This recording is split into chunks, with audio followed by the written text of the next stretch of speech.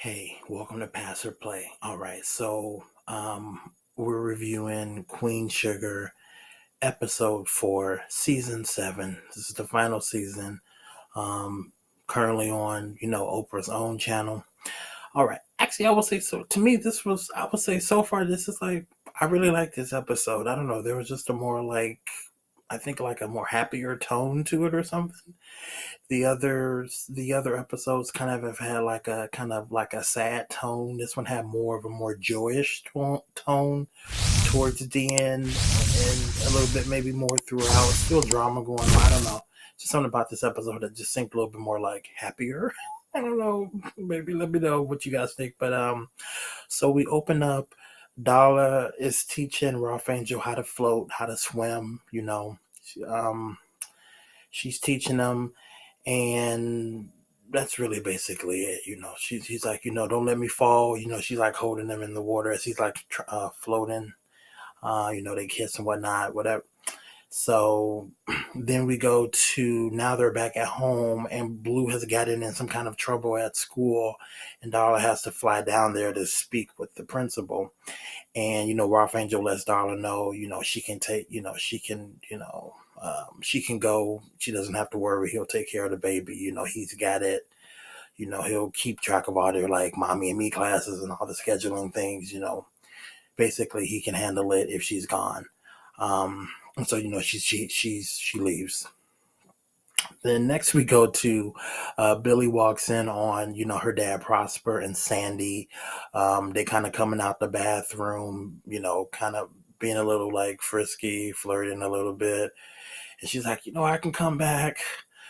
She was like talking to Vince or something, and he kind of went for a walk. They had a little bit of an argument, and she just kind of came in the middle of that. And her dad was like, "Oh, I thought you weren't gonna be here." Um, and so then the next scene we see social services stop by Aunt Vi, the diner, looking for Joaquin and his brother Dante because they haven't been in school for over 3 weeks.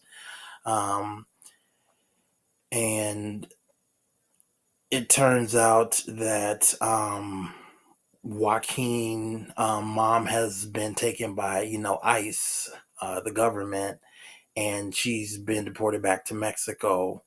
And so she told, the boys when that happens to, basically hide. So that's what they've been doing, trying to wait to hear back from their mom because they don't want to be separated by social services, or be divided up by the system. Because Joaquin is older, but Dante's a little bit younger. So they're just kind of they're trying to like stay off the radar, but it's only putting them on the radar because Secret Services is showing up to where trying to find them. Where are they? So yeah, and then we go to the farmers. They're at this co-op meeting and discussing the idea of putting their lands into a trust. So, what happened to Berthina with the bank, taking it back and putting it on auction doesn't happen to them.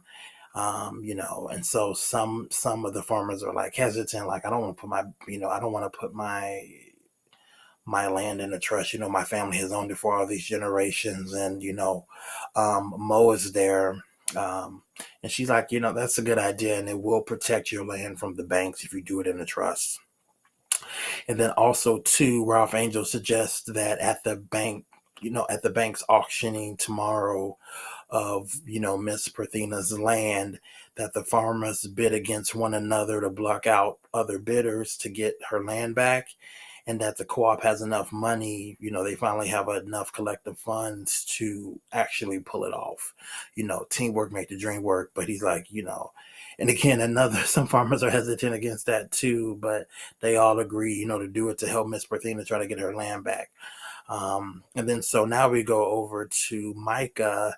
He goes to the NFT licensing, business office, And he gets dissed by one of the brokers, there because his latest photo didn't sell, and Zane, the broker that he kind of works with specifically, because they're both African American, he did warn Micah that you're only as good as your last sale, and Micah's last photos that he put up, they didn't sell. And so, Zane shows Micah I guess, kind of the latest trend of the NFTs that are selling, and they're images of like personal celebrity text messages. And, Zane kind of, suggests, your dad text messages, or text messages between you and your dad or your mom or something. And Michael's like, nope, I'm not doing my personal family's message, just to sell a photo. And he kind of says, nope, not my family. I'm out. So that was good.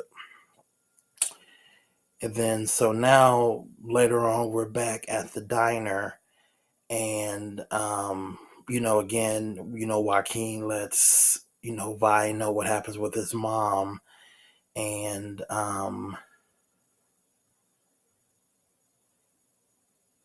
if I, says, take me home, basically take me to where you and your brother have been staying.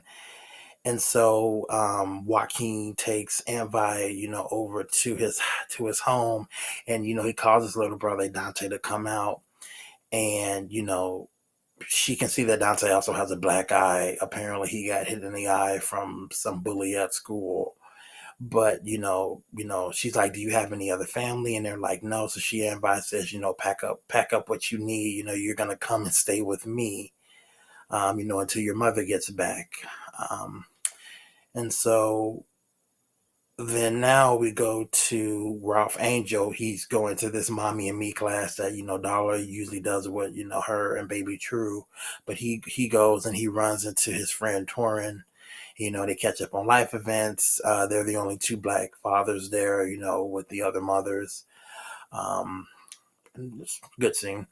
And then we go to now we're actually in, and I forget where Blue's going to school at, but so now we're in the principal's office, quote unquote, with Blue. And it turns out that he hacked into the school server to add more minority history makers to like the school curriculum, to like the school lesson plan, because they're not being taught. And Dollar's like, my son didn't go about it the right way, but he's correct on there being a lack of you know curriculum on minority and inventors, activists, and history makers in that sense. And he is correct. Can you expand the curriculum or the subject matter? And then she talked about how over the summer he had provided historical information that was missing from the school lesson plan and had updated it, I guess, for the teachers. And it's like, look at Blue teaching his teachers. And, Dollar says, he should be rewarded, not punished. And the principal, kind of like, okay, yeah, we haven't updated certain things, but we can look into that, or we can discuss that. And it kind of just ends there. So it doesn't look like Blue necessarily ends up getting suspended or anything. But of course, he gets warned not to hack the school system again. Um, and then we go to Hollywood. Now everybody's at home with the boys. Hakeem and Dante, and Hollywood's like, "Are you sure you want these boys to stay here with us?" It wasn't but a couple, I don't know, would it be weeks or months ago, when Joaquin had, tore up the diner, because, because he was getting blackmailed by Landry, that they was going to, get his parents deported or whatever. But, Hollywood's like, should we try, should we even have them back? And Ivan like, yeah, we all they got, boo. They gonna stay here with us. He's like, I'm not gonna argue with you, baby. And so, so And so basically, the boys end up, they're gonna stay with Hollywood and Envy and everybody. Okay, and then now we go to Billy. She's talking to Vince, and she lets him know, finally, that she was, sexually assaulted and abused. She doesn't say by who, but by Jimmy Dean, when she was younger. And and how people had kind of dismissed her and accused her of being kind of like a harlot or whatever. And and she lets her know that she had been dealing with the emotions, and trying to deal with it in a healthy, effective way over these past 6 months. And she just needs more time to work on herself, so she can be her best self, for herself as an individual, as a woman, but also, as a wife, a mother, a daughter, and all that. She just needs a little bit more time to kind of to figure out, who she is and what she wants, because she held on, to being victimized, by Jimmy Dean all those years. That's why she didn't come there. That's why she didn't visit. So she's just kind of reevaluating her choices and her decisions. And, she also states that she feels like he doesn't really know who she truly is, because, she's been guarding and holding back certain things all these years. And so she's just really trying to, work on herself so she can be her best self. And, he understands. And then so now we go to Micah. He's back at school, like in the photography building or whatever, and he ends up talking to a fellow photographer, a lady who used to teach his professor, and she gives him some sage advice that if he doesn't define who he is for himself, then others will do it for him. She was dropping some knowledge, because later, um, and she also says, the next time she sees him, he needs to have an answer. But later on in the episode, Micah makes an NFT image of, and I can't remember what season it was. Probably was either the first or second season, when the scandal with Micah's dad broke out, that he was cheating, and his mom walks on the basketball field to his dad, and she's like, "What did you do?" So he made like an image of that, with her saying, "What did you do?" And he submits it to the NFT website as an image to sell. um you know and you know and he does it begrudgingly. It's not like Zane forced him to do it, but Zane was like, if you want to be successful or whatever, you're gonna have to do these things, but not at the expense of his family. And so he's going to have to deal with the repercussions of that, especially, once it gets out. But he just sold himself, his mom, his dad, for that image. So we'll see what happens in the next episode. If does it end up selling a lot? It probably will. And and it lets you know that he's the artist that did it, so it's connected to him and it's connected to his name. So they'll probably find out, his mom and dad, and we'll see what happens in the next episode. But then we go to Nova. Nova agent lets her know that the producers, who want to turn her book into a movie or a TV series, they want to fast track the deal, and they want to come down to New Orleans to meet her. And she's like, "My life is busy. I'm doing these ring shots. I'm trying to, keep my family's legacy alive, and the farm, and stuff." And she hasn't asked her family yet, is it okay to turn her book into a TV show or a movie or whatever they want to do. And the agent also congratulated her on the ring shot as well. Then that's kind of the end of that scene. And then now we go back to Dollar and Blue. Now they're having ice cream in like an ice cream shop. And Blue's like, if you want, I can make a website for the Farmers Co-op and for Buys Pies, because I'm a genius.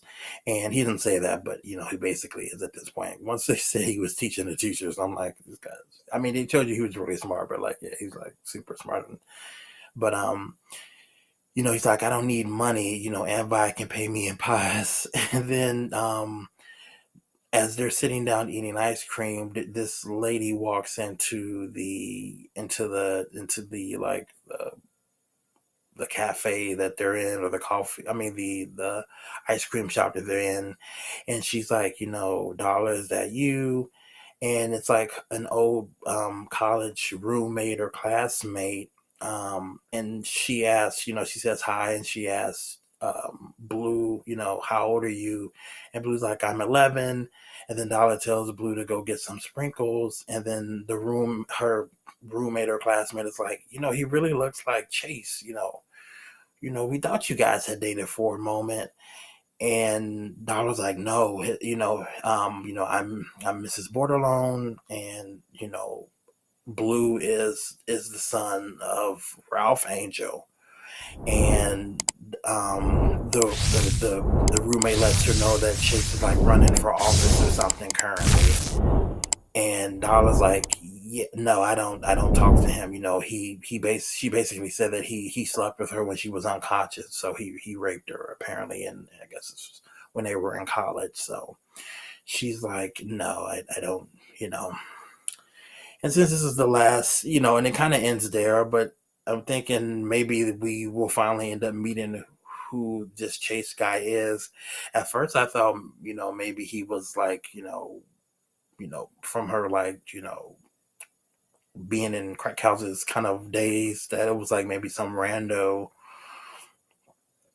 person. But it seems like this guy, maybe he comes from, he may come from money or from a rich family or something. And apparently he's running for, I can't remember what it is, but he's running for like governor or senate or something like that. He's running for. So we may end up seeing who this guy may be. So that'll be interesting. It will be ironic too if, let's say, maybe he's not married or has kids, and then it turns out, somebody ends up, let's say they end up telling him that he does have a son, who's also mixed and, biracial. He may try to be like, that's my son, and try to use him for some kind of campaign or something. I don't know if that's what they're going to do, but that'd be interesting if they do try to do that. I'm not a writer on the show, but apparently I think I could be, though. You guys let me know. I think that'd be a good idea. I don't know if that's going to happen, but again, we may end up seeing who this Chase guy is. And then so now we're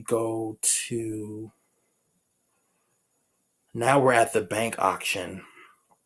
And Ralph Angel's plan is, it looks like it's working. The farmers are kind of, raising their paddle, and the guys got like, they got 250, give me one, 250, they got 250, one, I got 201, 202, all that, the guys the guys doing all that, and Ralph Angel has it at like 240,000. And right before he's like going once, going twice, and before he says three, Sam Landry comes in and he buys it. He gets Parthena's house for $700,000. Ain't nothing they can do. Yeah. The co-op must really be doing good. $240,000. Like last week, they was like, we can't get nowhere. We can't even get up the hill, right? So, you know, right. So 240 grand. I mean, I guess, and he said they were adding their resources together. So maybe it's a combination of all the kind of divvied up paychecks. But that's a nice little chunk of change, over, you know, a span of a week. But anyway, so Sam Landry comes and he gets the land for $700,000, and then we find out when Ralph Angel kind of storms off, "Hey Landry," Nova's like, "No, no, don't, like, please don't." And then we find out that after that ring shot that Nova had did last week, the last episode, the city council was moved to reverse their reverse decision on keeping the Bordelon, farm, and and the remains of the Thibodeau massacre victims as a historical landmark. So they reversed the decision that they reversed, and now it's safe again. And so Sam Landry said, once he got that call, he's tired of the Borderlands getting in his way, and basically he just bought the land to stick it to them. He don't, yeah. So at least he didn't come at the end of the episode. I said it was like episode 1, and then like the other episode. That's why I think it's the Landrys. They be bringing these episodes down, because they be annoying, and every time they come, they just be effing up stuff. And so that's why, like, there's like so far 2 episodes. This is the fourth episode. So out of the four, two of them, the first episode he comes and he does some stuff, and then the other episode near the end he does leave, but like every time they come, they just like mess it up. They always messing up something. So maybe that's why I don't like those. Or those episodes are just like kind of downer because it's just, every time the Landrys come, there's always something. Um, and so now we go back to Aunt Vi. She's talking to Joaquin's dad over Zoom, and he asked Vi and Hollywood, can they be his son's, legal guardians, in the meantime where they're trying to get this ICE situation, fixed. Um, and then we go, they say, okay, they'll do it, they'll watch over his sons, while they're going through that. And then the sons come around and talk to their dad. And then we cut to now social services is in, Hollywood and Aunt Vi's house. And she's inspecting the place, looking around, saying, that looks good. You need to put away all this alcohol. You can't have it out in the open, or you need to lock it up. And then she says, usually she doesn't do it, but she's going to let the boys stay there while while Aunt Vi and Hollywood get the guardianship application, process and get all that paperwork and receipts of how much they make and all that together. Um, and then she says they also need to do a background check. And then she said, is there any other adults living here besides you two? And, they kind of look at each other because, Ralph Angel and Dollar is there. And Ralph Angel has, of course, he was in jail. So he has a record. I don't know if Dollar was ever arrested or anything, but certainly it's probably Ralph Angel because they look like. So they didn't show whether or not they told the social worker about Ralph Angel or not, or if they told them about the other two, about Dollar and Ralph Angel staying there. So who knows? Maybe in the next episode they have them move out, or just act like they're not staying there. Who knows? And then next we go to, so now we are going to, it's the first farmers like co-op celebration. They're having a potluck at Vi's diner, and this woman Lucille walks in, and Vi's like, "Hey Lucille, what you doing here?" And she's like, Prosper invited me. And she sees Billy over by Hollywood, and she sees them talking. She says, she warns Vi to watch out for Billy. She's trying to steal her current husband. And then that Vi checks Lucille, saying, Hollywood is my forever husband. And Jimmy Dean lied on Billy. She ain't no trollop. But Billy Dean was taking advantage of her, this young girl, and lying about her when he was the one doing the dirt. Do you understand? And and Lucille kind of like, she kind of like backs away. And then Billy like kind of says thank you, like miming it over to Aunt Vi, and Aunt Vi kind of like, you welcome, and then probably the great part of, and then so after that, so we're still in the diner, the celebration's still going on. Prosper is playing the trumpet, or the trumpet. And they have like kind of like live music band going on. They got like these I can't think of what they call. I can't think of what they call. These like giant, not stuffed animals, but people in the costumes and stuff. They got that going on. They got live music, and Prosper proposes to Sandy, and she says yes. And it just kind of ends with the family and the farmers and the customers are kind of all dancing and kind of around Prosper and Sandy as they're kind of hugging each other. So it ends there. And so, like, again, like I said earlier, this was a good episode.